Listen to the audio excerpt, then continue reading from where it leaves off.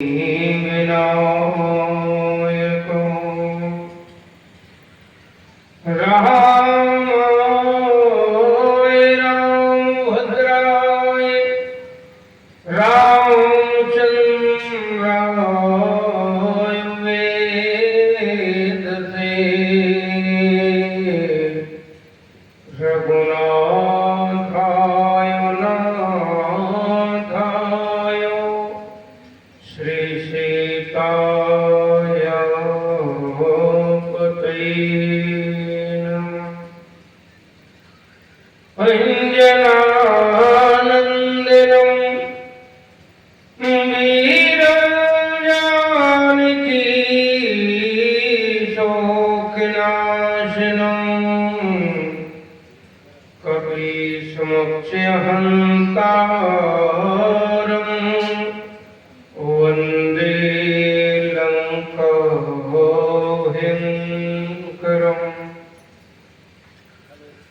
नारायणं नमस्कृत्य नरं चैव नरोत्तमं देवीं सरस्वतीं व्यासं ततो जयमुदीरये।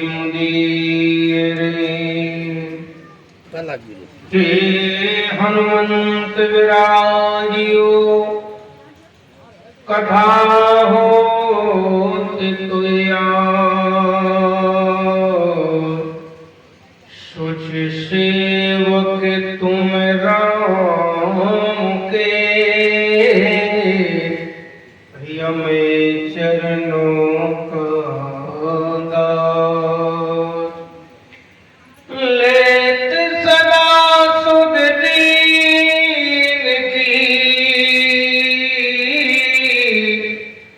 सहज दया के धाम। जननी जनक इस जीव के प्रभु श्री सीताराम। गिरिजानंदन गज बदने शंकर सुमने गने। जय हो भारत भारती जय जय भारत देश। जय जय भारत देश धन्य हो माता हुलसी। वंदनीय वंदे धरा के जय जय बाबा तुलसी। तुलसीदास जुग पद कमले बारंबार मनाओ। गुण गाऊं सिय राम के प्रिया हनुमत हो सहाय। बोलिए हनुमान जी महाराज की जय। गजानन भगवान की जगत गुरु गोस्वामी तुलसीदास जी महाराज की। सर्वव्यापक सर्वत्र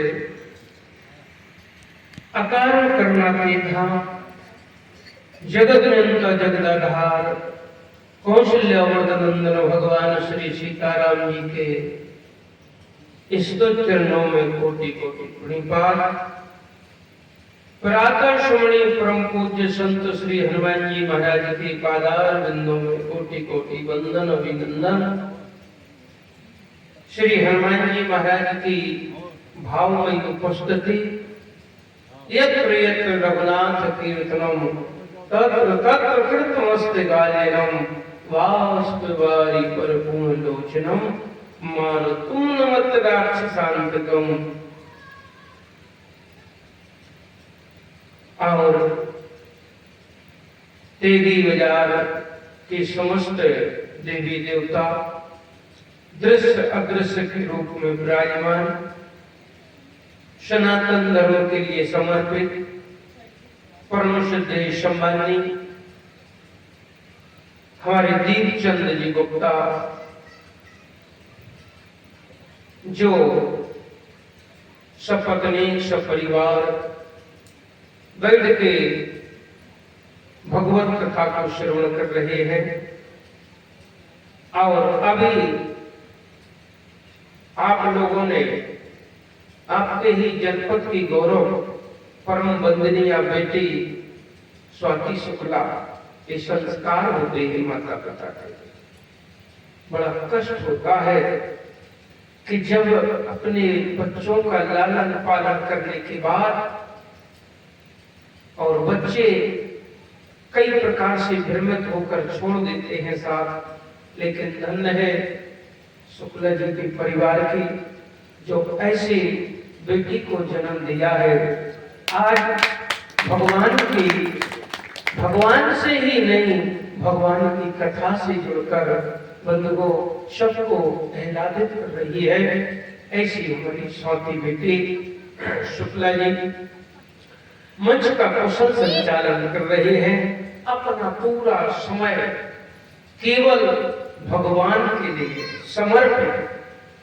विचार करो, न किसी की चिंता है, हमें चिंता उनकी नहीं। आहा क्या, हमें चिंता उनकी नहीं, उन्हें चिंता हमारी है। ऐसे हमारे संचालक के रूप में परम श्रद्धेय सम्मानी सच्चिदानंद जी मिश्रा जी विराजमान है, जो अपना पूरा समर्पण जहां भी कथा होती है कथा में देते हैं। बंधुओं, लोगों से कहो अरे महाराज तुम्हें कथा की पड़ी है, अरे बहुत सारे काम है, लेकिन धन्य है। और हमारे आए हुए सुदूर अंचलों से, तेगी बाजार से तो नहीं आए होंगे क्योंकि माइक लगे हैं तो बस कथा सुन रहे होंगे, तो बाहर ही के दिखाई दे रहे हैं। लेकिन हमारे बीच में सम्मानीय श्री विनोद कुमार जी प्रधान विराजमान है। इन्होंने भी अपना सब कुछ छोड़ने के बाद केवल भगवान में ही गमन कर रहे हैं। बंधुओं, ऐसा त्याग अन्यत्र कहीं नहीं दिखाई देता है। और जितने हमारे सामने विराजमान समस्त अपनी तन्मयता से भगवान की भक्ति के कारण प्रभु की कृपा है कि कथा में सभी लोग विराजमान है। हम सभी का अभिनंदन करते वंदन करते हैं। सीता अनुसुईया के पच्चनों में चलने वाली हमारी परम वंदनीय माता एवं बहनों, आए हुए समस्त भगवत लोग, आओ हम और आप लोग कथा के पूर्व में पहले 2 बार भगवान का नाम सभी लोग बड़ी तन्मयता से और मस्ती के साथ, देखो हस्ती को मिटाते हुए, और हम सब लोग बार बार नाम लेते हैं तो कहे आप लोग काय को पंडित जी हमें परेशान करते हो, तुम ही डायरेक्ट शुरू कर दो, काय को परेशान करते हो। आपने देखा है ये हमारी मैया बैठी है, माताएं बैठी है, इनका सुबह सुबह उठ के एक ही काम होता है, चाहे गांव की माताएं हो, चाहे कस्बे की हो, चाहे शहर की हो, कौन सा काम होता है? जैसे ही सुबह उठेंगे तो क्या करती है कि सबसे पहले ये झाड़ू बुहारू करती है कि नहीं? सबसे पहले पूरे घर की सफाई में जुट जाती है। तो इनसे कहो मैया शाम को साफ किया था, कल सुबह साफ किया था, एक आध दिन के लिए रेस्ट कर दो, काय को रोज परेशान होती हो? तो क्या कहती है, महाराज घर में इतना कचरा हो जाता है, अगर इसको दोनों टाइम साफ नहीं करेंगे तो ये कचरा नहीं, ये पूरा घर बन जाएगा, इसीलिए इसको बार बार साफ करती है। बंधुओं, ये माताएं अपने घर को बार बार साफ करती है क्योंकि उसमें शाम सवेरे कचरा आ जाता है, गंदगी आ जाती है। वो कभी विचार किया है कौन सा? ये हमारा शरीर क्या है? शरीर क्या है? ये शरीर भी हमारा घर है, इस शरीर रूपी घर में भी कचरा भरा है, तो इसको कौन सी झाड़ू से साफ करोगे? बोले काम, क्रोध, लोभ, ईर्ष्या, मद, अहंकार रूपी कचरा हृदय रूपी घर में भरा हुआ है, इसको साफ करना है तो राम नाम की झाड़ू से साफ करोगे। जब तक राम नाम की झाड़ू नहीं चलेगी तो इसमें ईर्ष्या, पड़ोसी से महाराज लोभ है, अनेक प्रकार के हमारे विकार भरे हुए हैं, तो विकारों से कोई रहे हो नहीं सकता है। तो आओ अरे चली जा रही है, आहा क्या चली जा रही है। जो आज का दिन है सभी लोग जानते हैं, कहे महाराज हमें न बताओ, हम सब जानते हैं। जो आज का समय है जो निकल गया वो लौटने वाला नहीं है।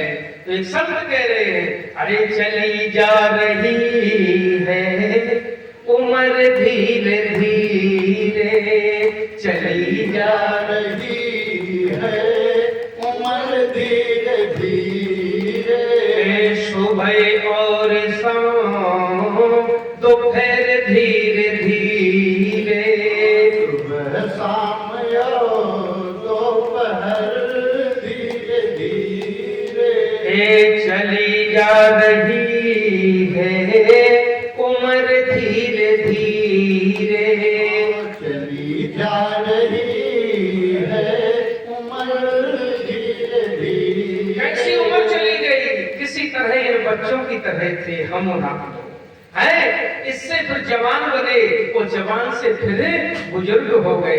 अरे बचपन भी बीता जवानी भी बीती, बचपन भी बीता जवानी भी बीती, बुढ़ापे का होगा क्या होगा, अरे बुढ़ापे का होगा असर धीरे धीरे, बुढ़ापे का होगा असर धीरे धीरे, चली जा रही है उम्र धीरे धीरे, चली जा रही है उम्र धीरे धीरे, सुबह और सुबह शाम दोपहर धीरे धीरे, सुबह शाम दोपहर धीरे धीरे, चली जा रही है उम्र धीरे धीरे, चली जा रही है उम्र धीरे धीरे, जिन हाथ पाँव में बल ना रहेगा, जिन हाथ पाँव में बल ना रहेगा, अरे जिन हाथ पाँव में बल ना रहेगा, जिन हाथ पाँव में बल ना रहेगा, झुकेगी तुम्हारी कमर धीरे धीरे, झुकेगी तुम्हारी कमर धीरे धीरे, चली जा रही है उम्र धीरे धीरे, चली जा रही है उम्र धीरे धीरे, चली जा रही है उम्र धीरे धीरे, चली जा रही है उम्र धीरे धीरे, सुबह शाम दोपहर धीरे धीरे, सुबह शाम दोपहर धीरे धीरे, चली जा रही है उम्र धीरे धीरे, चली जा रही है उम्र धीरे धीरे। बोलिए सियापत रामचंद्र महाराज की। एक संत ने बहुत सुंदर भाव लिखा है, सूर्य ने फिरत कल मांगतो, पर सूर पदों सा स्वाद कहाँ है। आपने देखा होगा, बस में जाओ, ट्रेन में यात्रा करो, बहुत सारे सूरदास आए, माई दे दो, भाई दे दो, कोई दे दो तो संत कह रहे सूर्य में के भैया फिरत करूं मांगते पर सूर पदों सा स्वाद कहाँ है मत बाली मजीरा बजावती है पर मीरा सी मृदु याद कहाँ है बोले नरसिंह बसे भैया प्रति खंबर में पर कालन को पहला दे कहा है बोले राम कथा अरे राम कथा कितनों ने कही तुलसी सी मर जा दे कहा है और हनुमान जी महाराज की शंकर भगवान की करसोल धाम की राजा रामचंद्र महाराज की। आओ हम और आप लोग मंगलमयी भगवान की कथा स्वाति शुक्ला जी के द्वारा बहुत सुंदर श्री रामचरितमानस की पावन कथा जो जीवन को अगर भगवान की सच्चे मन से जो कथा को श्रवण करता है उसके जीवन की वृथा दूर हो जाती है। अच्छा, ये संसार है क्या? गीता में कहा गया भगवान कन्हैया ने कहा अर्जुन शाश्वतम दुख कालय ये संसार किसका है दुख का घर। अब बताओ जहां दुख का घर हो तो क्या वहां सुख की कल्पना हम कर सकते हैं? सुख की कल्पना कर सकते हैं? जैसे यहाँ पर बाजार में दुकान खुली होगी बोले औषधालय तो उसमें मिठाई नहीं मिलेगी कपड़ा नहीं मिलेगा और कुछ नहीं मिलेगा। क्यों? औषधालय औषधालय औषधियों का घर है। विद्यालय तो वहाँ विद्या मिलती है। पुस्तकालय जहाँ आलय है जिसका घर है तो उसमें वही चीज मिलेगी। तो गीता में भगवान कन्हैया कहते हैं हे अर्जुन ये संसार कैसा है? बोले शाश्वतम दुख आलय। वो जब दुख आलय है तो इसमें हम सुख की कल्पना करना भी व्यर्थ है। अच्छा बताओ कोई भी कह सकता है समाज में कि हम पूर्ण रूप से सुखी हैं? कोई कह सकता है? कोई भी नहीं कह सकता है कि बड़े गर्व से महाराज हम सब प्रकार से सुखी है। क्यों? कोई तन दुखी कोई मन दुखी कोई कोई चेते उदास तुलसिया संसार में भैया सुखी राम के दास। कोई तन दुखी कोई रोग से पीड़ित कोई भाई से कोई लड़का से कोई रिश्तेदार से कोई पत्नी से कोई पड़ोसी से कोई धन से कोई मकान से कोई जमीन से अनेक महाराज दुख के कारण होते हैं। लेकिन जीवन में जो संसार के जितने भी व्यर्थ सुख है सच्चा सुख कहाँ मिलेगा? एक संत कह रहे आय मिलता है सच्चा सुख केवल भगवान तुम्हारे चरणों में मिलता है सच्चा सुख केवल भगवान तुम्हारे चरणों में मिलता है। सच्चा सुख केवल भगवान तुम्हारे चरणों में मिलता है। सच्चा सुख केवल भगवान तुम्हारे चरणों में भगवान तुम्हारे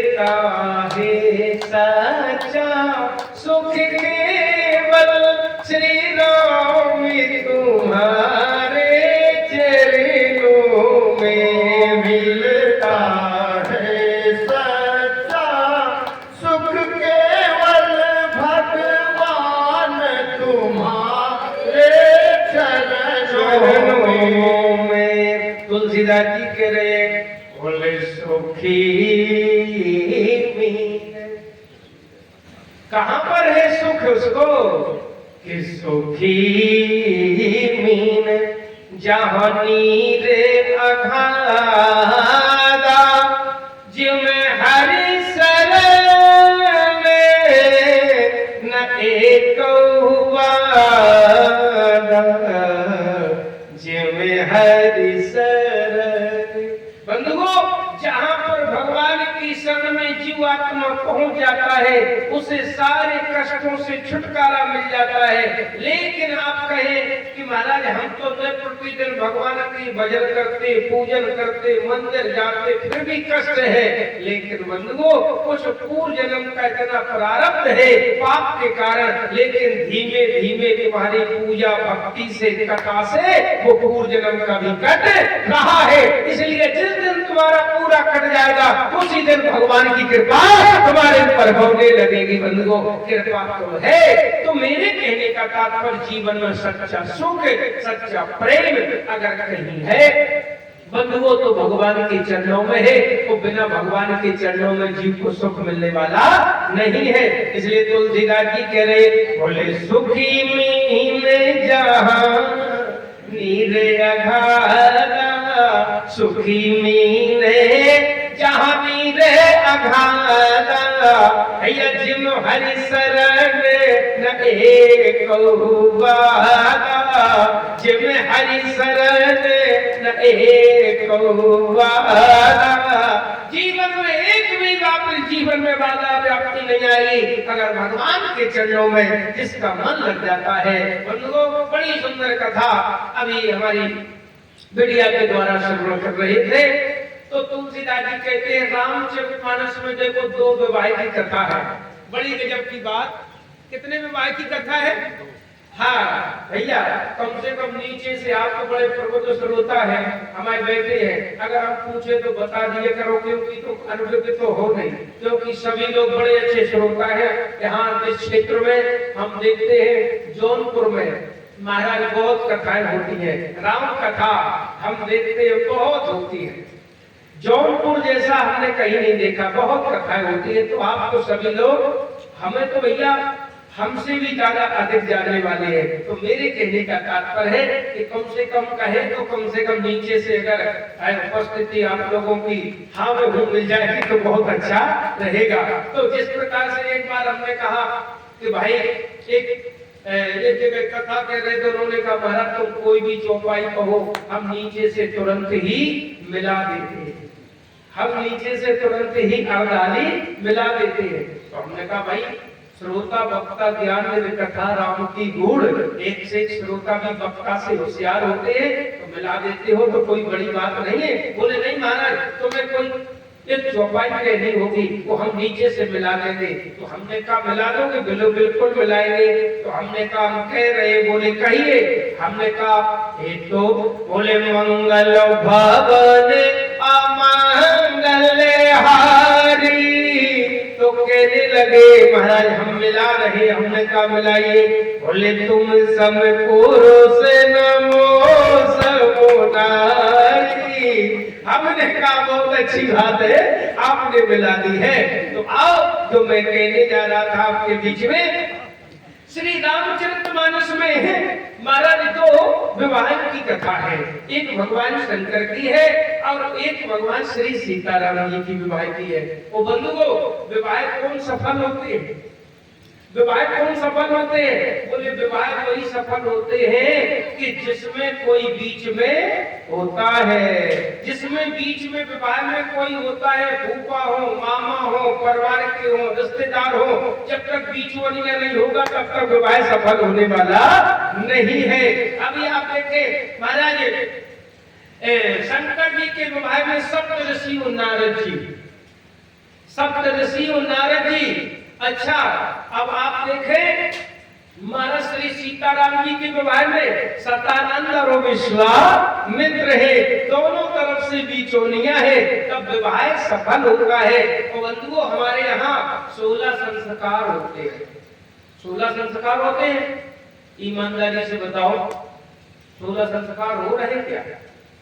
गर्भाधान संस्कार, उपनयन संस्कार है, और उसके बाद हमारा कर्णछेद संस्कार।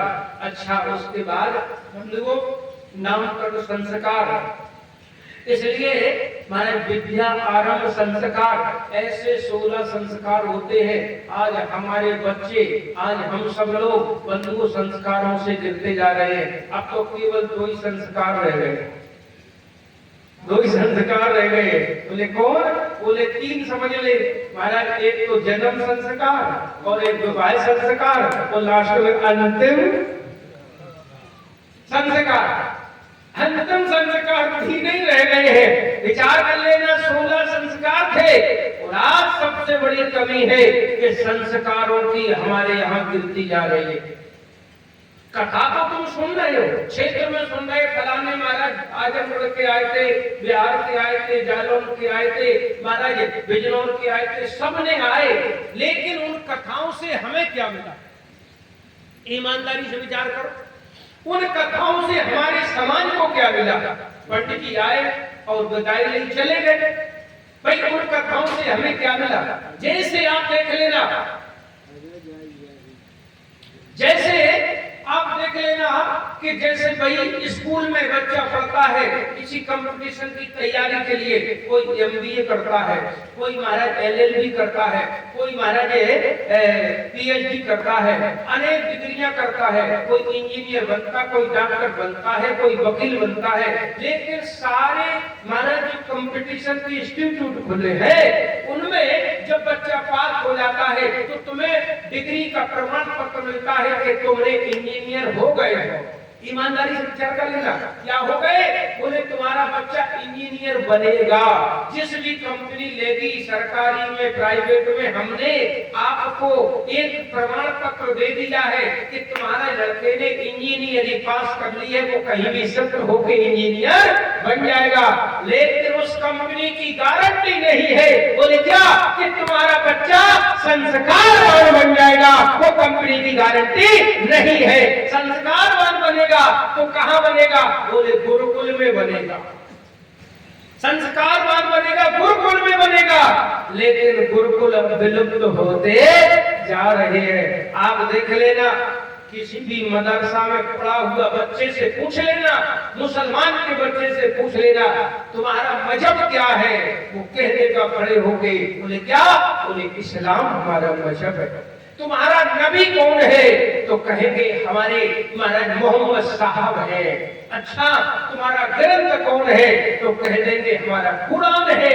अच्छा, ईसाई धर्म वालों से पूछ लेना, ईसा महाराज उनसे तुम्हारा धर्म कौन है? बोले हमारा महाराज हमारा गॉड, बोले ईसा मसीह है। अच्छा, तुम्हारा ग्रंथ कौन है? तो कह देगा हमारा बाइबल है। लेकिन बंधुओं, अपने बच्चे ये घूम रहे खेलते हुए, इनसे पूछ लेना कि तुम्हारा धर्म क्या है, तुम्हारा इष्ट क्या है, तुम्हारा महाराज धर्म का ग्रंथ कौन है, गीता का श्लोक कौन है? बंधुओं, कुछ बताने वाले नहीं है, क्योंकि उसकी जिम्मेदारी हम आप लोगों की है। हम अपने बच्चों को संस्कार नहीं दे रहे। कल बच्चा आया था, बाल व्यास था, उसके बाबा संस्कार दे रहे हैं उसके जीवन में। आज हमारे बच्चे बंधुओं, दिन भर हम देखते हैं गांव में, चाहे गली में, बच्चा छोटा हुआ 2 साल का रोने लगा, माता जी ने तुरंत मोबाइल दे दिया, तो बच्चा बस मोबाइल में लग गया। बोले बच्चा टाइम पास कर रहा है। बंधुओं, ईमानदारी से बताओ, जब ये बड़े हो जाएंगे, ये मोबाइल देखेंगे कि तुम्हारी सेवा करेंगे? है ये जब बालक छोटे से, ईमानदारी से बताओ, कुछ लोग कहते हैं, बोले क्या? बोले अब तो बच्चा हमारी सेवा नहीं करता है। हमने कहा क्यों? बोले अब तो वो रात दिन शराब पीता है।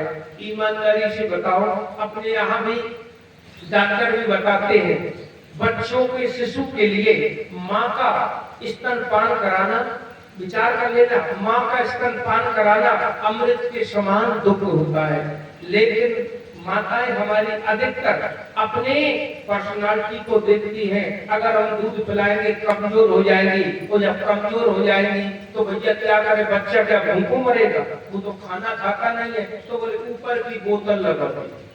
अब ऊपर की बोतल लगाई, अच्छा जब ऊपर की बोतल लगाई है, और ध्यान कर लेना माँ का पिया हुआ दूध उसके शरीर में अंग अंग में खून बनता है। तो जब खून बनता है तो माँ के ही बच्चे के संस्कार उत्पन्न होते हैं। लेकिन तुमने अपना दूध नहीं पिलाया, तुमने बोतल का दूध पिलाया, और जैसे ही वे 15-20 साल के हुए सबने बढ़िया कोको कोला की, पेप्सी की बोतल लगाई।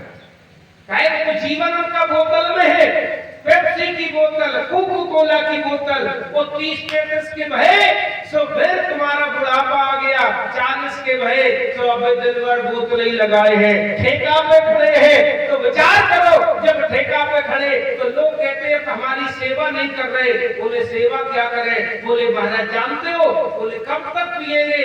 अब बच्चा हमारा शराब पीता है, पीते पीते अब उनकी किडनी और लीवर बैठ गए। अब कहां पहुंच गए? अस्पताल। तो अस्पताल में क्या है? बोले अस्पताल में भी बोतल लगी है। विचार कर लेना, बचपन में दूध की बोतल, जवानी में, बोले जवानी में पेप्सी की बोतल, और उसके बाद महाराज और जवानी में शराब की बोतल, और जब किडनी और लीवर खराब हो गया तो फिर ग्लूकोज की बोतल, इनका जीवन बोतल में ही निकल गया है।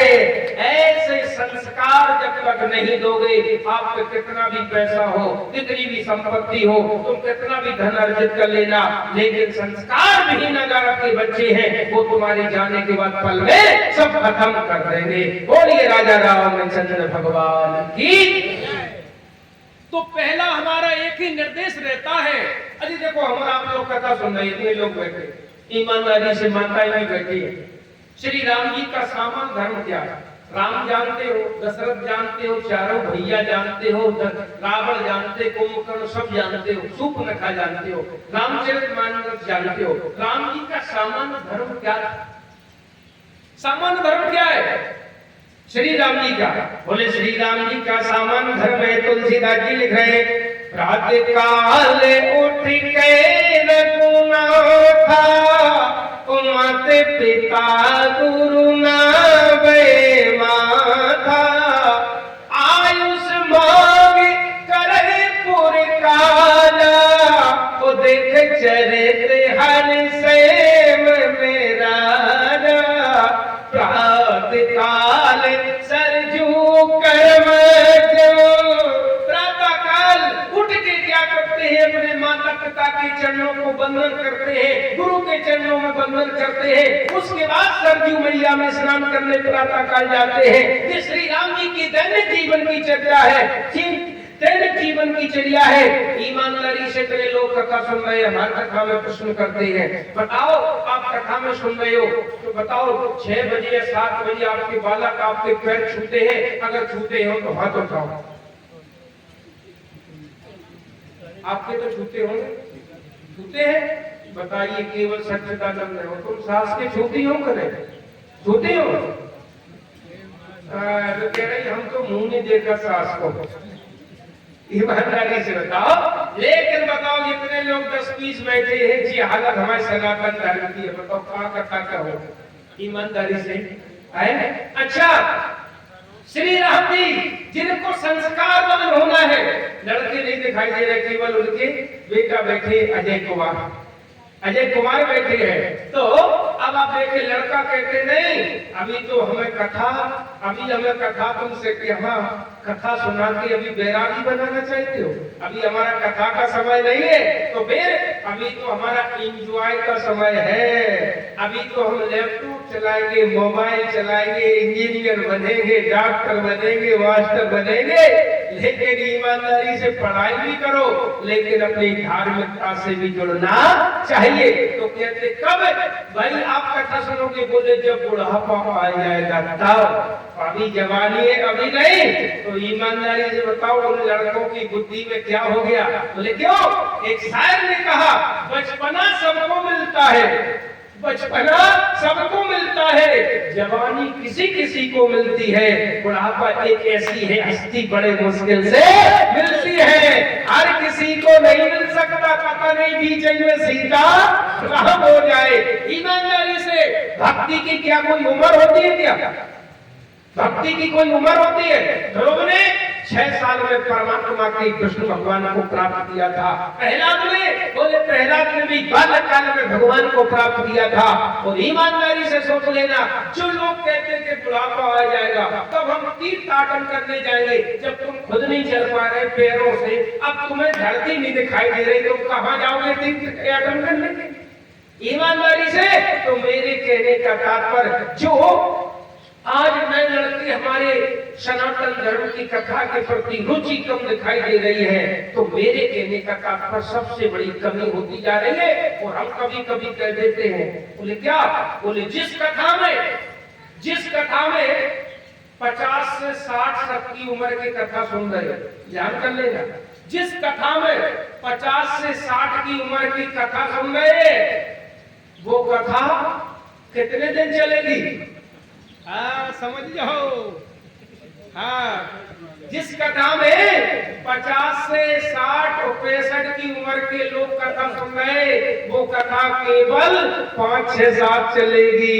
और जिस कथा में भारत के 9 युवा कथा सुनेंगे, वो कथा 100 वर्ष तक चलेगी। लेकिन 9 युवकों को फुर्सत नहीं है। एक बात तो हमने बुजुर्गों से कहा, गांव में क्या लड़के नहीं है कथा सुनने के लिए? बोले महाराज लड़के तो बहुत हैं, हम कथा में कहानी नहीं देते हैं। हमने कहा क्यों? बोले इसलिए कि किसी महाराज नारद जी जैसा ज्ञान दक्ष के लड़कों को उपदेश दे रहे थे, बाबा बनते जा रहे थे।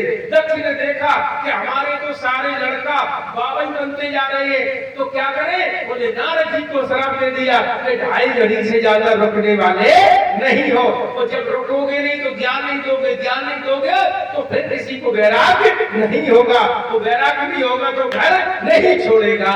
तो इसलिए हम लोग आने नहीं देते कथा में।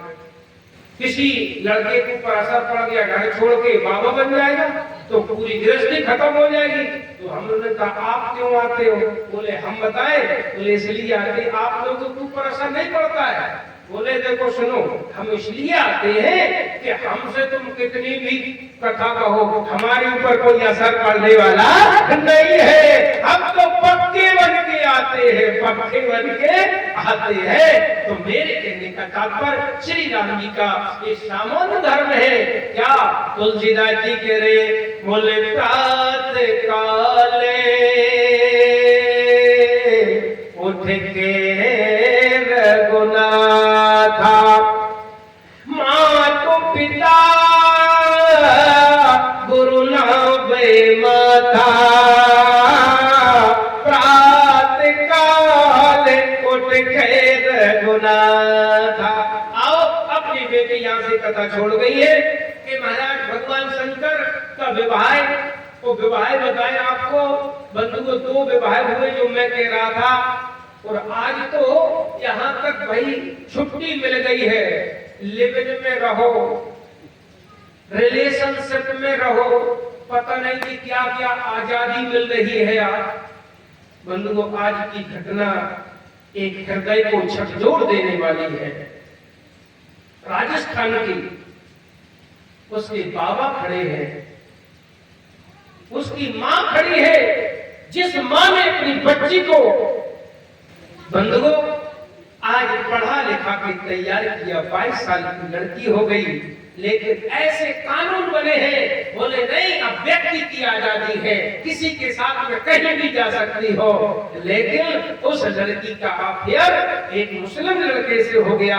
पुलिस खड़ी है, मां रो रही है, बेटी मां की तरफ देख ली गई, देख ली गई है। ये हमारी संस्कृति कहां जा रही है? बंधुओं बाप उसका पिता बाबा रो रहा है, मां दरवाजे पर खड़ी है, लेकिन बेटी ने मुड़ के नहीं देखा और अपने प्रेमी के साथ में चली गई है घर के सामने। बताओ ऐसा कानून बना हमारे समाज में, ये आजादी अब व्यक्ति की है, इसको बंद कर देना चाहिए। बंद बताओ, तुम कुछ नहीं कह पा रहे कानून के आगे। आज ऐसी ऐसी घटनाएं हो रही है, लेकिन ये कहते हैं रिलेशनशिप है, लेकिन क्या है, यही तो हमारे समाज में महाराज कहा था, महाराज वहां वृंदावन में अनुद्धाचार्य ने कहा था और कमर जी ने कहा था और महाराज संत जी ने कहा था, प्रेमानंद ने। तो मेरे कहने का तात्पर्य इतने अपने बच्चों को आजादी नहीं देना चाहिए। और कहेंगे कि हमारी लड़की तो नोएडा में पढ़ रही है, फलाने पढ़ रही है, अरे कम से कम पढ़ रही है, तुम्हारा संरक्षण होना चाहिए, तब तुम्हारी देख रेख में पढ़ेगे तो बढ़िया है, लेकिन आजादी खुली नहीं देना चाहिए। लेकिन मेरे कहने का तात्पर्य तुलसीदास जी कह रहे हैं, बोले जो घर पर कुल्ले हो ओ करिए विवाह सुता अनुरूपा।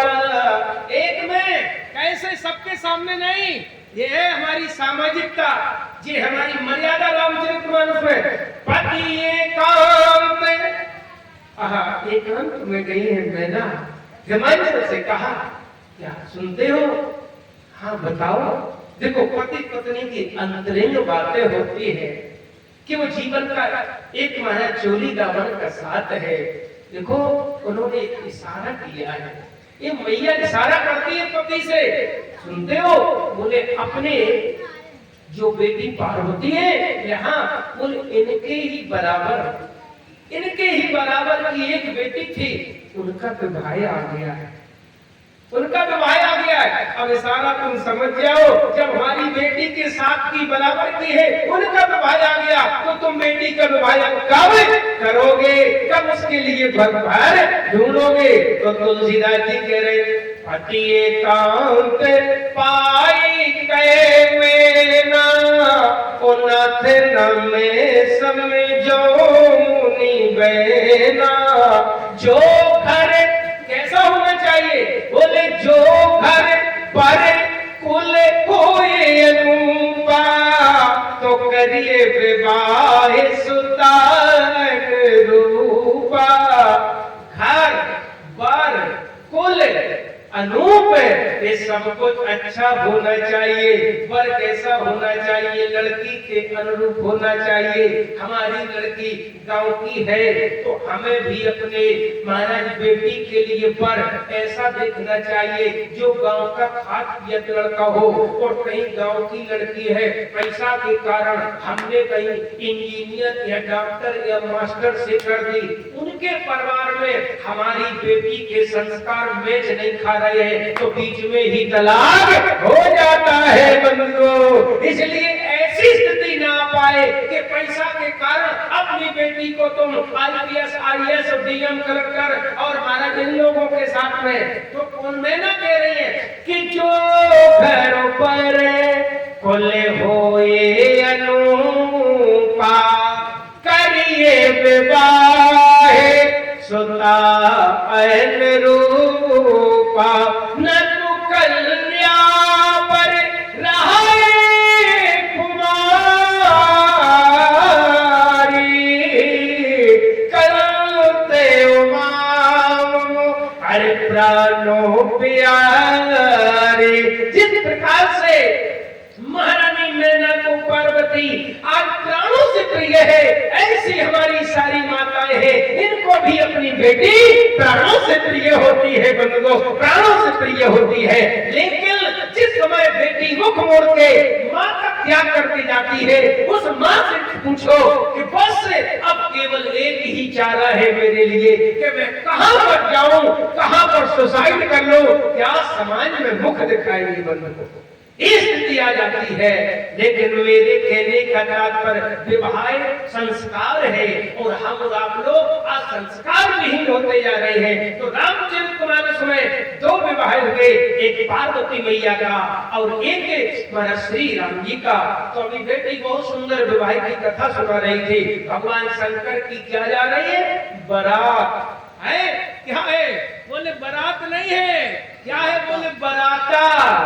आपने देखा होगा कि महाराज सब लोगों की जाती है बारात, लेकिन भगवान शंकर की क्या है? बोले बराता है।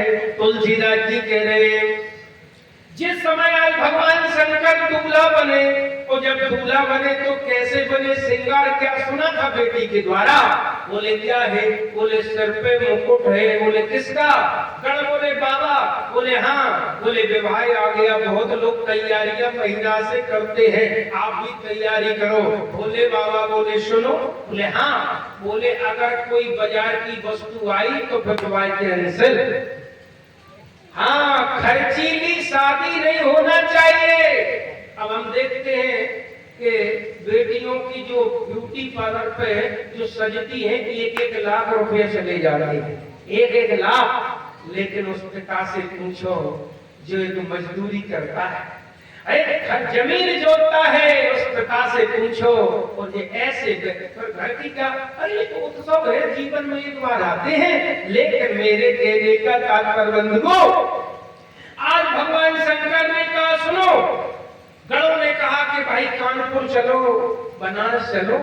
बाबा शादी है? शादी है। बोले हाँ। बाबा बोले हमारी, अगर तुमने भाई ये कहा कि बाजार करने चलो, बोले महाराज विवाह में तो बहुत कुछ लगता है। बोले बाबा। बोले हमारे साथ, हमारे पास सब कुछ है। सब कुछ है? बोले हाँ। अरे बोले महाराज ना तो भूत है, प्रेत है, डाकनी है, साकनी है, चुड़ैल है, सांप है, बीचू है, ततैया है, भर्रैया है, लाल ततैया है, और तो कुछ है नहीं। बोले सब है, क्या तुमको लेना है? बोले मेरे पास सब है। बंधुओं, श्रृंगार हुआ। अभी बेटी के द्वारा आप लोगों ने कथा सुनी। श्रृंगार हुआ। श्रृंगार होने के बाद तुलसीदास जी कह रहे हैं शिवै शंभु। आज महाराज भगवान शंकर का श्रृंगार होने के बाद अब क्या रह गया था कि कर त्रिशूल अरु डमरू विराजा, चले बसे चले अरे वाहन बाजा, देखे शिवै सुर त्रिय मुस्काई, बर लायक दुल्हन जगनाही। महाराज ऐसे पर, और पार्वती कैसी है? पार्वती के लिए जानते हो आप? देखो तुलसीदास जी ने रामचरितमानस में सुंदरता का जब वर्णन किया है, तो एक सुंदर, एक परम सुंदर, वो एक सुंदरता की सीमा तो पार्वती कौन है? बोले मर्यादा सुंदरता मर्याद भगवानी, वो चाहे न छोटू बदन बखानी।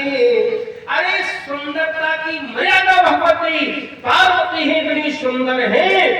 देवताओं की स्त्रियों ने देखा ये पार्वती के लिए ऐसा पर।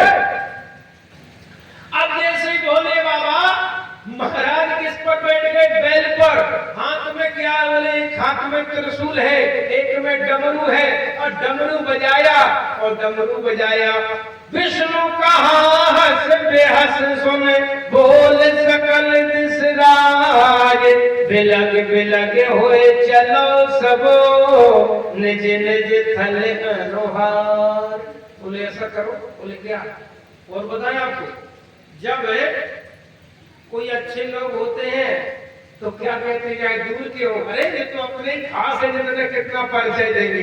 अरे ये तो मंत्री है, बोले जी अपने बुआ के मामा के फूफा के लड़का है, जाने कितनी रिश्तेदारी बता देंगे।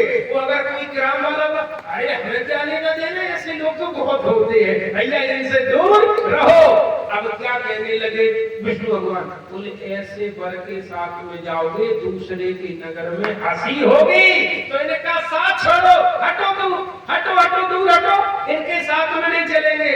अब भोले बाबा ने कहा गण से, महाराज नंदी से, नंदी? बोले हाँ। बोले ये बताओ बारात कहाँ है? बारात? बोले हाँ। बोले महाराज बारात तो नहीं है, तो फिर कौन है? बोले एक आप हैं और एक हम हैं, और बारात तो नहीं है। अच्छा बारात कहाँ गई? बोले बारात तो दिखाई नहीं दे रही।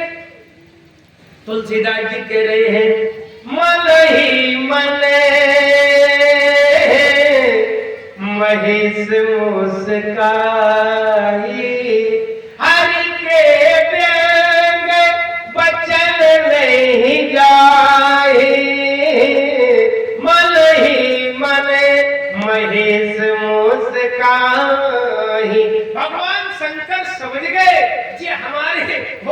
कोई नहीं है, ये तो विष्णु भगवान ही ज्यादा मेरे व्यंग कस रहे हैं। अच्छा, भगवान शंकर ने सोचा कि विष्णु भगवान हमारे पास व्यंग कर रहे, मजाक उड़ा रहे हैं।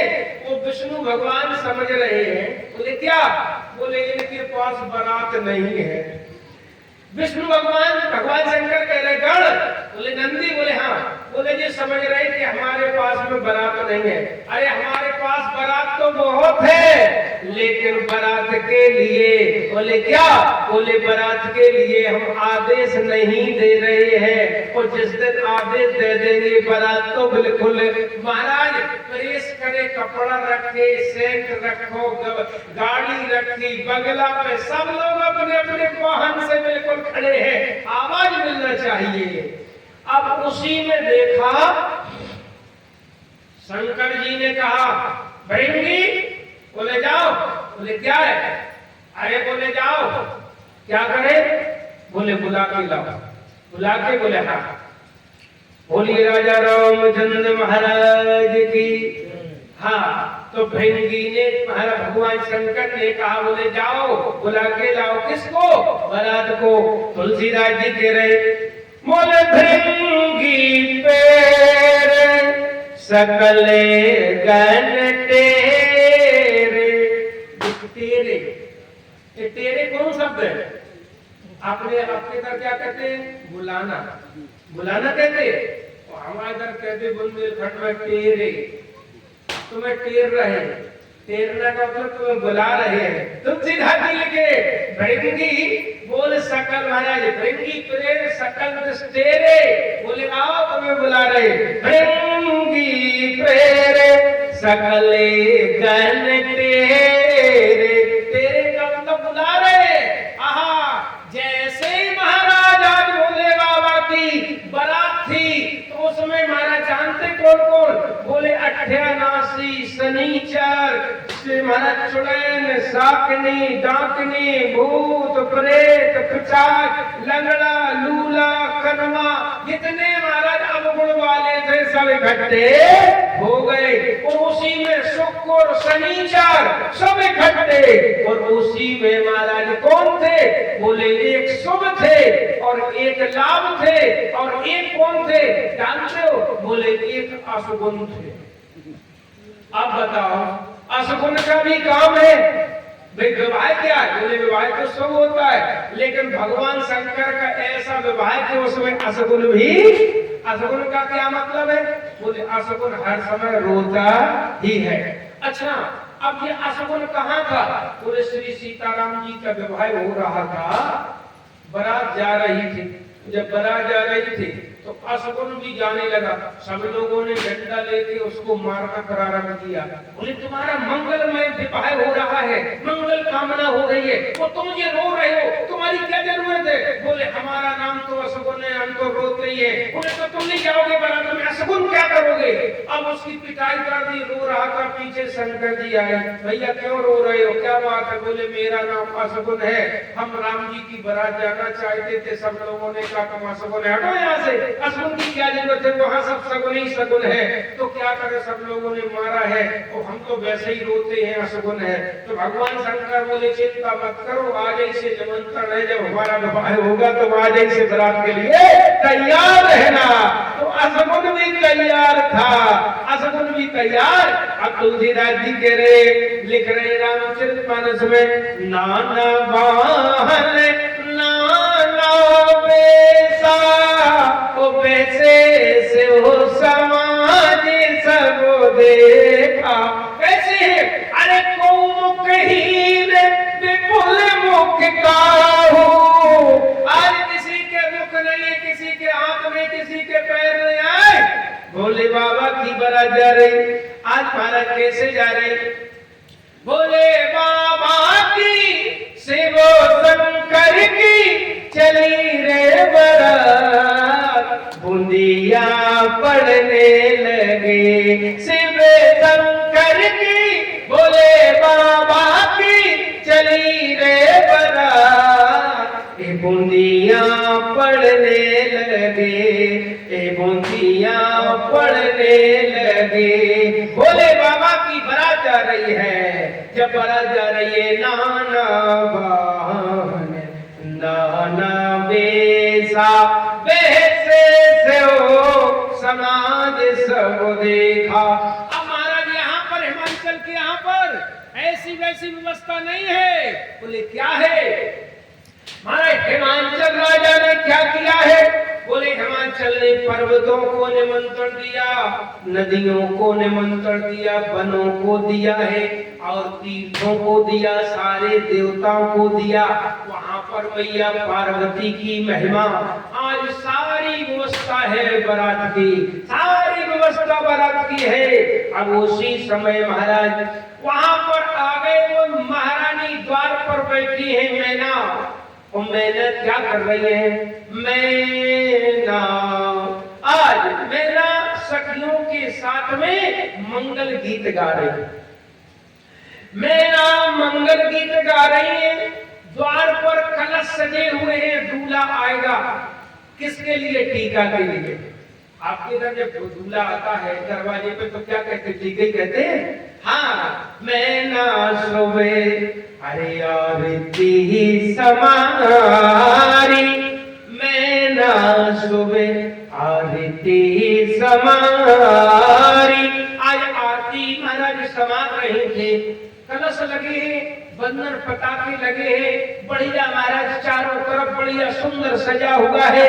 अब उसके बाद सारे देवता की आगमनी हो रही थी। आगमन में स्वागत में सब कुछ लगे थे। लेकिन बंधु मैना सखियों के साथ में गीत गा रही थी, बैठे हुई थे। तो नारद जी बैठे।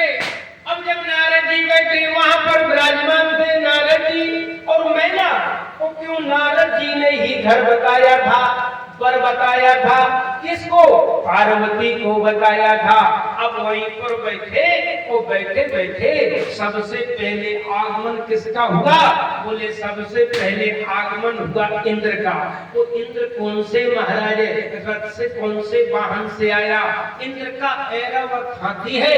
और ऐरावत हाथी पे देवताओं के राजा इंद्र का आगमन हुआ। सब लोग दौड़ पड़े। अब मैना दौड़ के गई। मैना ने कहा, अरे नारद जी सुनो सुनो। बोले क्या? बोले देखो देखो कितना सुंदर। बोले क्या? बोले ऐरावत हाथी पे सरकार बैठ के आई है। क्या मेरी बेटी पार्वती का यही दूल्हा है क्या? अरे नारद जी बोले मैया दूल्हा नहीं है तो फिर? अरे तो दूल्हा की नौकर चाकर है। ओहो, अब महारानी मैना ने समझा कि जब नौकर चाकर इतने सुपर है, इतने गजब के हैं, तो दूल्हा कितना अच्छा होगा, दूल्हा कितना अच्छा होगा। नारद जी बोले मैया में देख लेना, आखिर से पता चल जाएगा दूल्हा कैसा है। लेकिन उसके बाद महाराज अब कौन आए?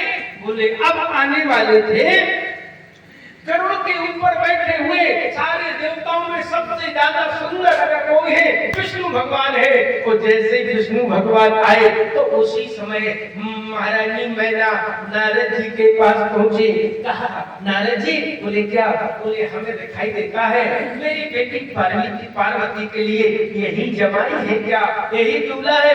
अरे मैया आप तो वैसे ही परेशान उतावली हो रही हो, ये दूल्हा नहीं है तो फिर कौन है? अरे ये तो दूल्हा के मित्र है। अच्छा? बोले हाँ, इतने सुंदर, इनके एक एक अंग पे करोड़ों कामदेव निछावर है, इतने सुंदर महाराज मित्र है, तो फिर दूल्हा कैसे हो गए? अरे नारद जी बोले मैया बस थोड़ा ही समय रह गया, पता लग जाएगा दूल्हा कैसा है, पता लग जाएगा दूल्हा कैसा है। उसके बाद महाराज अब बूढ़े ब्रह्मा आए। बोले जी कौन है? बोले जी मालिक है। जब विवाह होता है तो या मामा को या फूफा को या जीजा को किसी को लाल थैलिया वाला हिसाब किताब वाला मालिक रखते हैं। तो ये शंकर जी के विवाह में जो ब्रह्मा जी आए हैं ये मालिक है, ये चार मुख वाले हैं, सफेद दाढ़ी है। बोले अच्छा? बोले हाँ। अब उसी समय शंकर जी का बैल आने वाला था, क्योंकि शंकर जी का बैल आएगा और शंकर जी का बैल आने वाला था। नारद जी ने सोचा अब गड़बड़ हो जाएगी, जैसे शंकर जी आएंगे तो गड़बड़ हो जाएगी। अब नारद जी बोले मैया हमें तो राजा दक्ष का श्राप है, हम 2.5 घड़ी से ज्यादा नहीं रुक सकते हैं, अब क्या करें? बोले मैया हम चलते हैं, फिर आएंगे 1 घंटा में, जब समय हो जाएगा। नारद जी ने क्या किया? श्रीमन नारायण नारायण नारायण श्रीमन नारायण नारायण नारायण श्रीमन नारायण नारायण नारायण श्रीमन नारायण नारायण नारायण लक्ष्मी नारायण नारायण नारायण लक्ष्मी नारायण नारायण नारायण। नारद जी चले, मैं न बैठी सखियों के साथ में, अब क्या करें कौन से बताएं।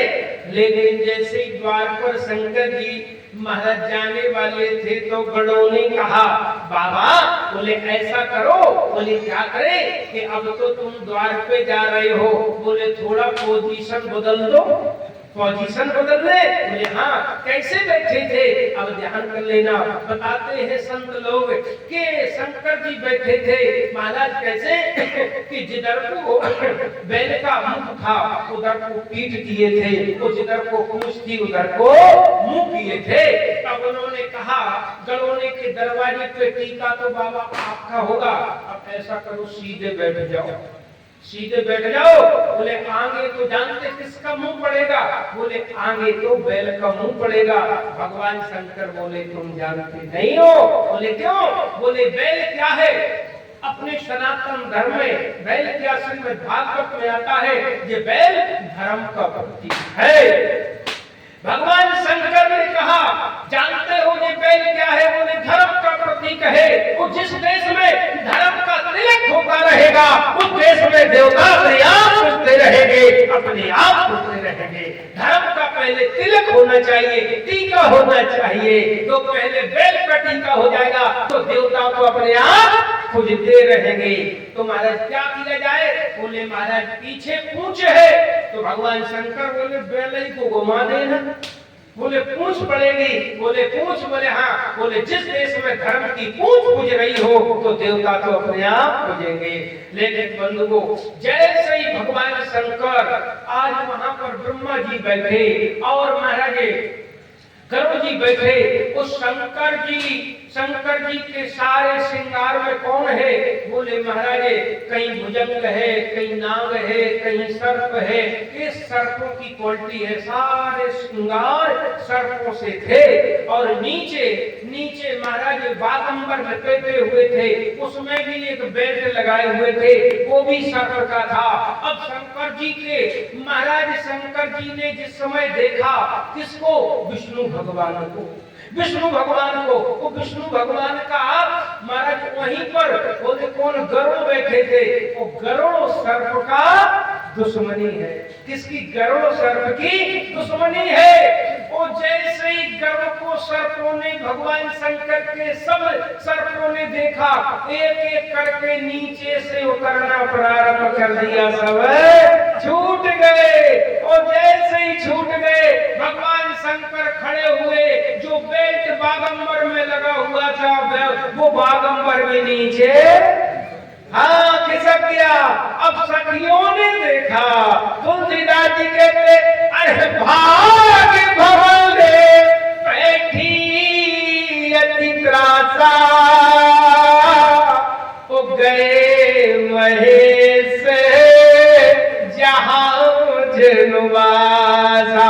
अरे विकट देश भैया रुद्र ने जब देखा वो अबलन भय हो विसेखा।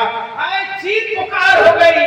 महाराज जो चल रहे थे वहां पर महाराज गंगा जल से रखे हुए घट रखे थे, कलश रखे थे, वो गिर गए, दीपक गिर गया, जल बगर गया और कुही मच गई, चारों तरफ हल्ला होने लगा। सब किया, अंदर हो गई, अंदर पार्वती को जाकर गोद में लेकर के मैना बैठ गई, दरवाजा बंद हो गए। भगवान शंकर पहुंच गए जनवासी में। अब तो जनवासी खत्म है, आप लोगों के, हमारा तो खैर नहीं हुआ ठाकुर जी की कृपा से। हाँ, जब जनवासे होते थे तो जनवासे होते थे। अब भगवान शंकर जनवासे में पहुंचे। अब सारे गणों ने कहा बाबा अब स्थिति तो गंभीर लग रही है, विवाह की स्थिति परिस्थिति नहीं बन रही है, तो लेकिन हमें तो भूख लग रही है। एक बात पता है, बराती क्या चाहते हैं? बराती है भोजन चाहते कि नहीं? बोले क्यों? महाराज दंपत रूपे मातो धन, दंपति लड़का सोचता लड़की अच्छी मिल जाए, तो लड़की सोचती होने वाला पति सुंदर मिल जाएगा। दंपत रूपे मातो धन, माता पिता धन चाहिए। दंपत रूपे मात धन, पिता नाम विख्यात। समझी एक दूसरे में चाहते हैं कि कम से कम माँ समझी को गांव में तो जाने कि फलाने फलाने ऐसे गांव में रहते हैं कि नहीं है। अरे जिला में न जाना, तहसील में न जाना, ब्लॉक में न जाना, लेकिन गांव में तो जाना। दंपत रूपे मात धन, पिता नाम विख्यात। उत्तम कुल बांधो चाहे तो भोजन चाहे बरात। रिश्तेदार चाहते हैं कुल अच्छा मिल जाए, तो सब कहने लगे गण बाबा से, बोले विवाह की स्थिति नहीं बन रही है बाबा, तो क्या करें? चलो लौट चले, बहुत भूख लगी है, कैलाश में चले। भगवान शंकर बोले सुनो, पहले तो हमारी रहे थे, वो आए हैं तो बिना विवाह के जाने वाले नहीं है। बोले महाराज यहाँ विवाह की स्थिति देख रहे हो, यहाँ तो आपको देखकर महाराज पूरी परिस्थिति बदल गई है। बोले क्यों? बोले आपको देखकर वहां पर महाराज जो गंगा जल थे, गंगा जल के गल में कलश रखे थे, उनको फेंक दिया। अच्छा, बोले हाँ, और क्या किया? बोले आरती फेंक दी। शंकर जी बोले तुम जानते नहीं हो, हमारी सास बहुत पोस्ट ग्रेजुएट है, पढ़ी लिखी है, बहुत होशियार है। बोले क्यों? हमारे देखो देखो ऐसा होता है, कुछ लोग बड़े चतुर होते हैं, अपमान में भी सम्मान खोजते हैं। भगवान शंकर कौन है? इनके दो आंख नहीं है, तब से होती सर नयन उघारा। ये भगवान शंकर के तृतीय दृष्टि है, वो हम और आप लोगों के दो ही आंख ही है। अच्छा, भगवान शंकर तृतीय दृष्टि से देखते हैं, अपमान में भी सम्मान खोजते हैं। तो आज बोले आज लड़की का पिता, जब बताइए क्षेत्रीय लोग बैठे थोड़ी गंभीर कथा कह रहे, सबसे बड़ा दान कौन होता है? हाँ, सबसे बड़ा दान कन्यादान होता है। पिता ने व्रत किया है बेटी के हाथ भी लेकर के लिए, आज व्रत है उसका, लेकिन पिता आज व्रत किए हैं बेटी के कन्यादान करने के लिए, और सारी पूरी ताकत उनकी खुशामद के लिए, व्यवस्था के लिए पिता अपनी एक कोड़ी जोड़ के आज व्यवस्थित करता है अपनी बेटी के लिए। पिता क्या नहीं करता? बंधुओं, सबसे ज्यादा अगर किसी को प्रेम होता है तो बेटी से पिता को प्रेम होता है। बोले क्यों? बोले वो पिता अपनी बेटी के लिए विचार करो, अपनी धन दौलत, अपनी जमीन भी गिरवी रख देता है, और बताएं वो पिता अपने आप को भी गिरवी रख देता है। मेरी लाडली जहां जाए कम से कम सुख महसूस रहे।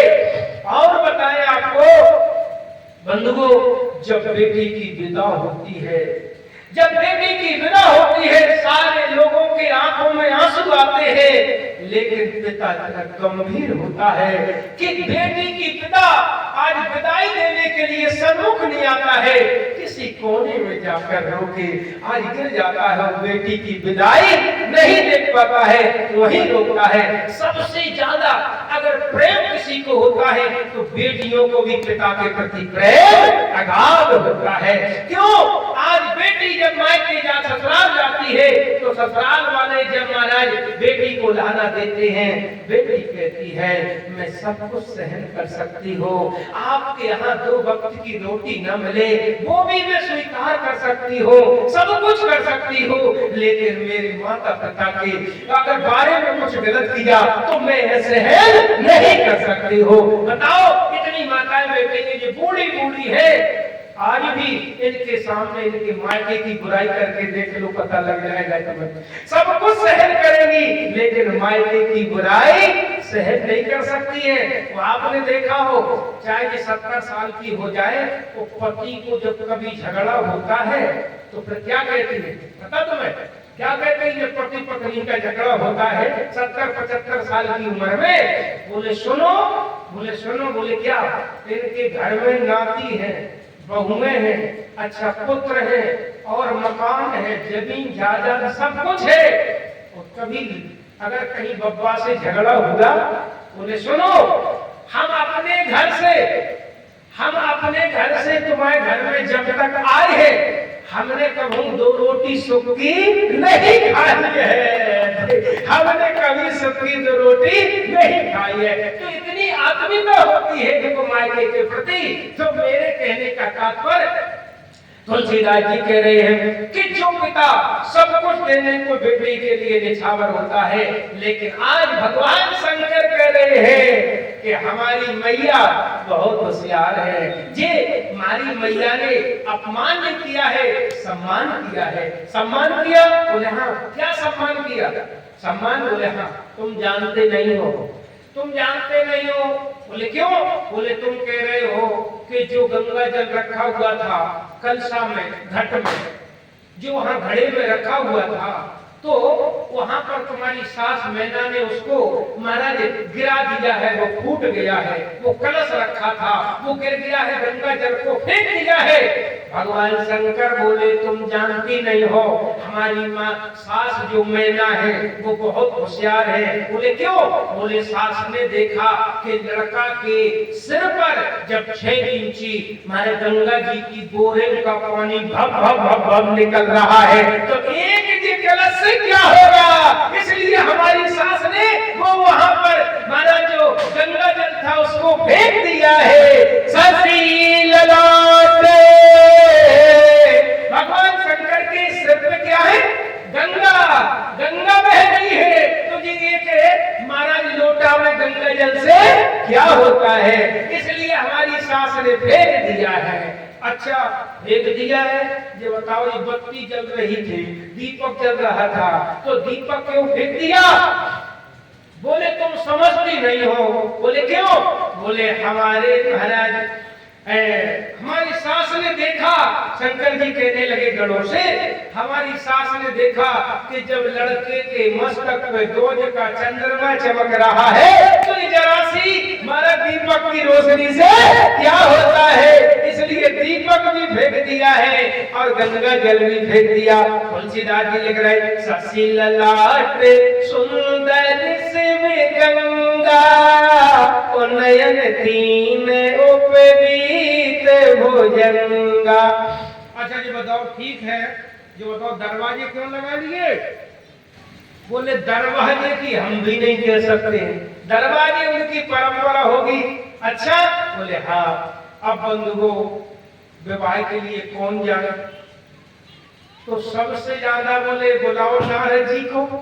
नारद जी बोले हाँ। नारद जी बोले सुनो मामला बड़ा गंभीर है, वो अगर ऐसे मामले में हम पहुंच गए तो फिर हमारे ऊपर डंडा बहुत बजेगा, इसलिए हम जानने वाले नहीं है, थोड़ा मामला शांत तो हो। मामला शांत हो। बोले हाँ। अब महाराज इधर पार्वती को गोद में लेकर आए। मैंने क्या कह रहे हैं? नारद करो में काहे बिगारा, नारद करे में काहे बिगारा, भवन मोरे जेने बसते उजारा,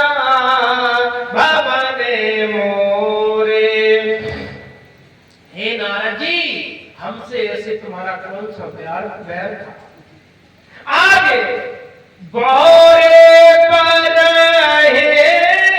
लागे तप कीना। आज तुमने मेरी बेटी के गुरु हो और मेरी बेटी को ऐसी शिक्षा दी है, ऐसे फल के लिए मेरी बेटी ने इतनी तपस्या की है। आज बंधुओं क्या कह रही है, हम क्या करेंगे? बोले महाराज कुआं में गिर जाए, जीवित हो न विवाह करो।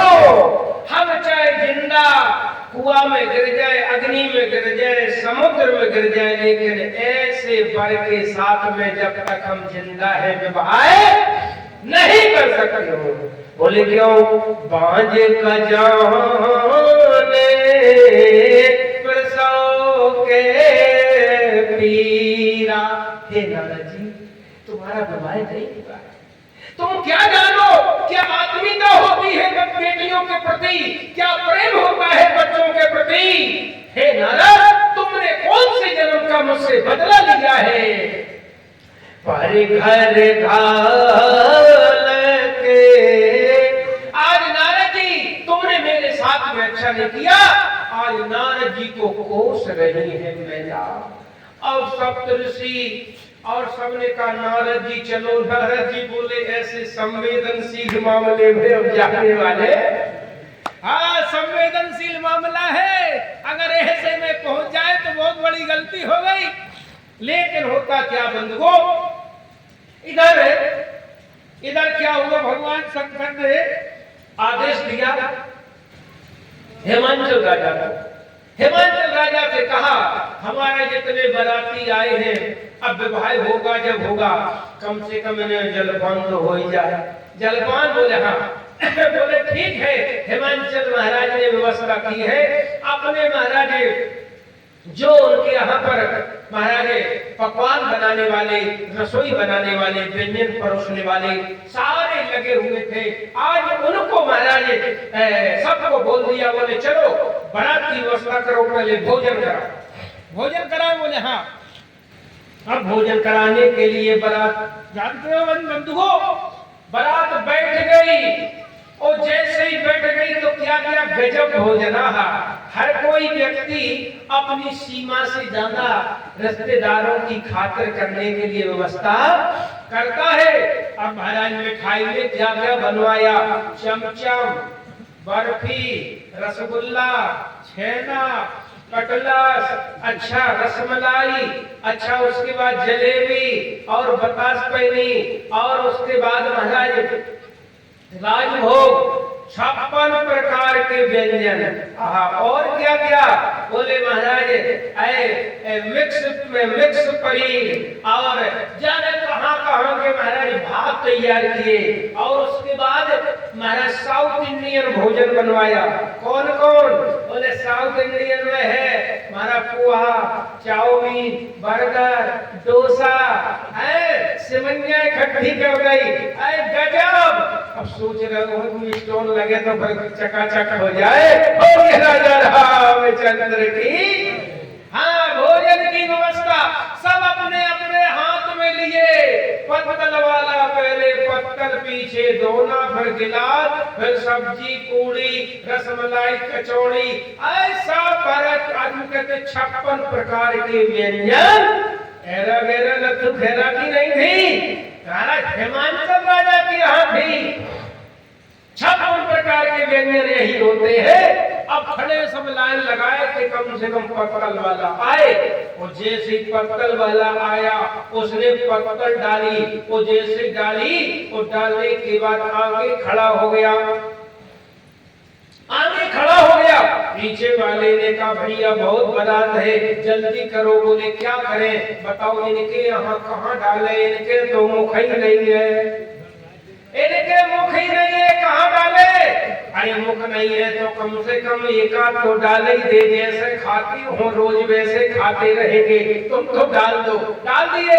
अब जब एक आगे और चले तो देखा इनके तो 1000 मुख है। बताओ इनको कितनी पत्तल डाले? शरीर एक है, मुख 1000 है, बताओ कहाँ डाले? तो कहीं अपनी रसोई में भांडी न हो जाए।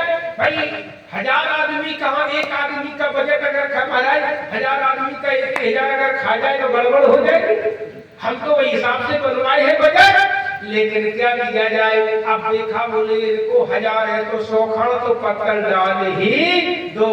अब डाल दिया, अब आगे चले, ना उनके हाथ है ना पैर है, खाली ड्राम से खड़े हैं।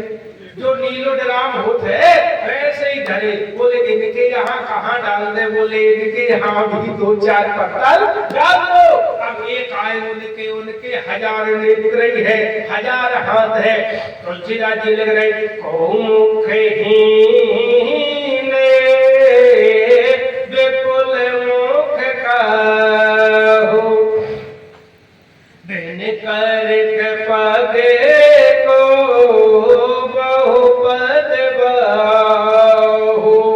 आज महाराज जैसे ही एक गण गया, बोले महाराज हिमांचल से कहा, हिमांचल राज बोले हाँ, बोले हमें तो दिखाई देता कि परस होने वाली नहीं है। ऐसी विचित्र बारात आई, क्या करे। किसी के 1000 मुख है, किसी के पैर ही पैर है, किसी के आंख ही आंख है, किसी के महाराज आंख है ना पैर है ना हाथ है, केवल पेट ही पेट है। क्या करे, हमें तो समझ में नहीं आ रहा। अरे खिलाने वाले का मुंह तो दिखाए कि क्या खा रहा है, क्या मांग रहा है, पानी मांग रहा है कि पूरी मांग रहा है कि रसगुल्ला, हम किसको दे दे। तो उन्होंने कहा ऐसा है कि घर में तो खाते ही होंगे। बोले बिल्कुल। अब कैसे खाते जी नहीं जानते हैं, कैसे खाते जी नहीं जानते। तो बोले ऐसा करो, बोले बफर लगा दो। बफर, बोले हाँ। वो तभी से बफर आज तक चल रहा है। बफर लग गया। अब आए जैसे ही बफर लगा और सब दौड़ पड़े। जब दौड़ पड़े बफर में, लेकिन उसी बात हिमांचल ने कहा अपने लोगों से, बोले जाओ कोई दीदी आई थी हो, उनको कमरा लौट करना है। बोले जाओ पूछो। एक खड़े थे महाराज, उनके 1000 आंख। बोले कैसे कर्मचारी हो हिमांचल के। बोले हाँ। बोले ये बताओ मेरे लिए व्यवस्था कमरा की हुई कि नहीं हुई। तुरंत ही लौट के आए और जो खड़े थे बोले क्या कहा, क्या कहा। अब उनकी तो बोलती बंद हो गई। बोले हम नहीं बता सकते, तुम ही चले जाओ पूछ ले क्या कहा, क्या कहा कि नहीं कहा।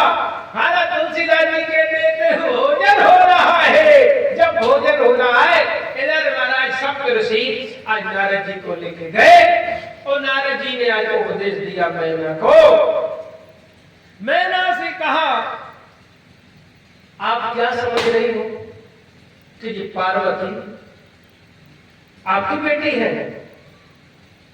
देखो एक होता है अहंता और एक ममता।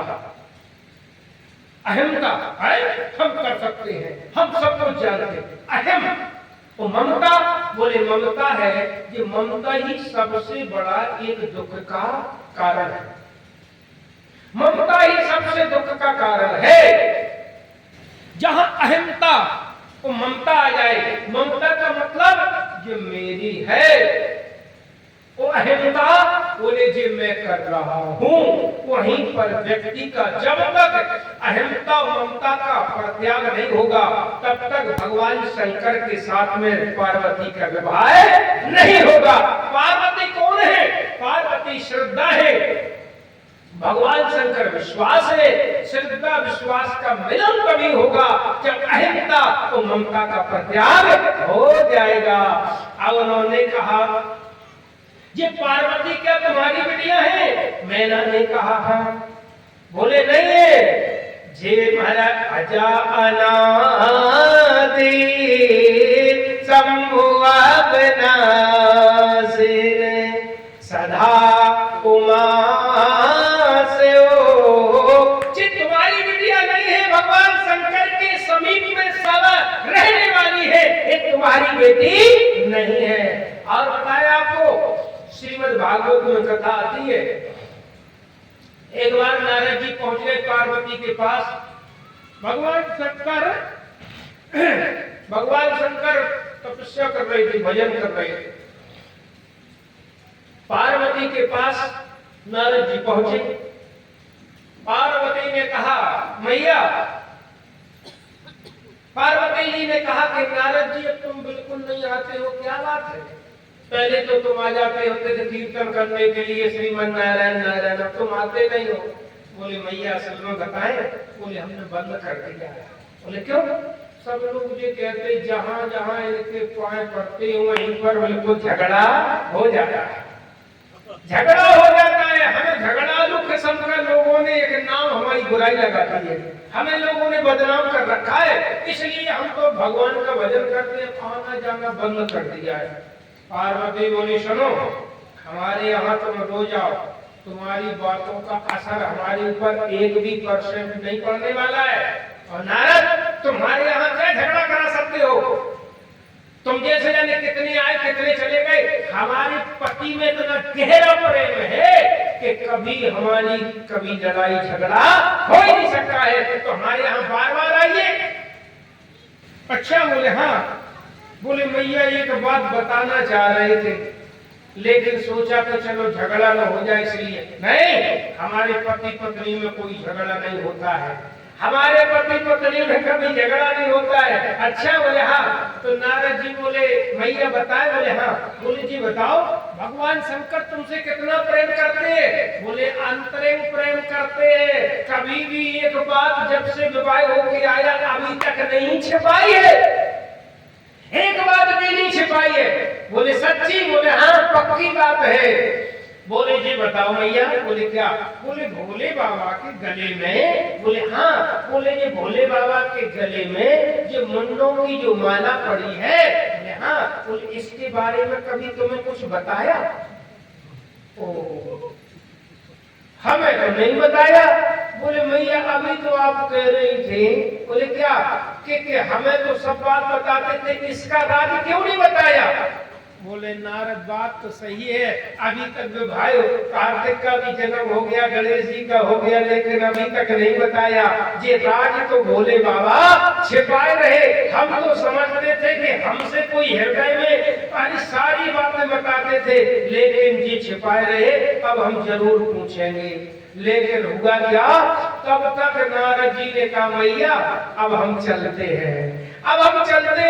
भगवान शंकर ने देखा, भगवान शंकर अपने जो भजन कर रहे थे उससे जागृत हुए। नारद जी ने प्रणाम किया और नारद जी ने प्रणाम किया। करने के बाद शंकर जी बोले नारद जी बैठो बैठो। बोले नहीं अब बैठने का टाइम नहीं, भोले बाबा फिर कभी आएंगे, अब फिर कभी। अरे थोड़े बैठो, तपस्या से जगे है। नहीं अब चलते हैं भोले बाबा, बहुत टाइम हो गया।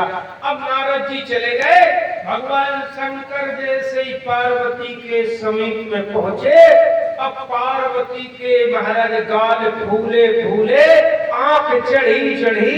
शंकर जी बोले असर नारद जी की बात का हो गया कुछ ना कुछ। नारद जी ने हमारे घर में आग जरूर लगा दी। लेकिन पूछा पार्वती हाँ क्या बात है, क्यों रूठी हो, क्यों तुम्हारे मस्तक की आंखों की महाराज जी भौं चढ़ी है, मस्तक की ये रेखाएं क्यों चढ़ी है, ये आपके गाल क्यों फूले फूले लग रहे हो? बहुत विरोध में लगे हो? विरोध नहीं है, हम तो समझते थे कि आप हमसे कोई बात छिपाते नहीं हो। हमारे विवाह को इतना वर्ष हो गया है, लेकिन तुमने अभी तक कुछ बताया है? भोले बाबा बोले हमारे आपके बीच में कोई भी मामला पर्दा डला हुआ नहीं, सब ओपन है, हमने क्या छिपाया? बोले तुमने अभी तक ये नहीं बताया कि तुम्हारे गले में ये मुंडमाला डली है, ये किसकी डली है? यही तो तुमने छिपाया। और क्या छिपाया? बस नारद जी और शंकर जी समझ गए कि आग लगाने का काम नारद जी का है, और नारद जी ने ही आग लगाई है। बोलिए सियापत रामचंद्र महाराज की। श्री राम जय जय राम। श्री राम जय राम। श्री राम जय राम जय राम। श्री राम जय जय राम। इनका नाम है, वैसे संत इनका बताते भाई नारद नारद, और जिनकी बातें रद्द न हो वही तो नारद। तो अब वहां पर इनका असर पड़ गया। असर पड़ने के बाद शंकर जी समझ गए हमारे घर में अगर किसी ने कलह कराने की सोची तो नारद जी है। जो पार्वती को बड़ा अहंकार था, अरे नहीं हमारे पति में कभी कोई बात होती ही नहीं है। बंधुओं श्रीमद् भागवत की कथा है, वो नहीं कहना है। तो आओ जो मैं कहने जाना था, तुलसीदास जी कह रहे हैं इधर जब नारद जी ने कहा ये पार्वती तुम्हारी नहीं है, तो मैंने कहा किसकी है? बोले पार्वती आपकी बेटी नहीं है, ये पार्वती जगत जननी परम भगवती है, भगवान शंकर के अर्ध भाग में सदा निवास करने वाली है, वाम भाग में बैठती है। ये आपकी नहीं है, आप इनकी बेटी हो। जब नारद जी के द्वारा उनके अंदर ज्ञान प्रवेश हुआ, जब ज्ञान प्रवेश हुआ जीवन में, तो बंधुओं जानते हो जो हमारी ममता है वो ममता नष्ट हुई। और जब जीवन में ममता खत्म हो गई है तभी समर्पण आता है। और जब समर्पण आया तो तुलसीदास जी कह रहे विवाह होने लगा। आज जब विवाह होने लगा, पानी गिरने जब कीने महेशा, ब्रह्मा विष्णु महेश खवासन बैठी हैं। खवासन जानते हो? खवासन जानते हो? नहीं जानते? नाइन जानते हो? हाँ, नवकक्का के घर से नाइन जानते हो? हाँ, वो तो क्या कहते हैं? हाँ, तो हमारे घर कहते खवासन, नवकक्का के घर से उनकी पत्नी को। अब वो भी बेटी है। अब इधर भगवान शंकर का बंधुओं विवाह होने लगा। और जब विवाह होने के बाद आज महाराज ब्रह्मा जी बेहद, ब्रह्मा जी कौन बैठे विवाह पढ़ रहे हैं, ब्रह्मा जी के द्वारा विवाह संपन्न हुआ। तो संपन्न होने के बाद तुलसीदास जी कहते हैं मंडप के नीचे वर्ण किया है। ध्यान कर लेना क्या किया? पार्वती भगवान शंकर का वर्ण हुआ। विवाह कितने तरह से होते हैं सनातन धर्म में? विवाह कितने तरह से होते हैं? 8 प्रकार से तो होते हैं, लेकिन अपने यहाँ 3 तरह के विवाह होते हैं। एक गंधर्व विवाह, गंधर्व विवाह, और एक प्रण विवाह, और एक पाणी ग्रह विवाह। 3 विवाह। क्योंकि सीता को देखा राम ने सीता जी को कुश वाटिका में गंधर्व विवाह, जनक जी ने धनुष रखा तो कौन सा विवाह? प्रण विवाह। और वेद रीति के द्वारा जब मंडप के नीचे भगवती सीता जी ने आज वहां 7 फेरे राम जी के साथ में लिए, तो ये पाणी ग्रहण, हाँ ये पाणी ग्रहण है। तो मेरे कहने का तात्पर्य वहां पर भगवान शंकर ने मां पार्वती के, महाराज तुलसीदास जी कह रहे हैं जैसे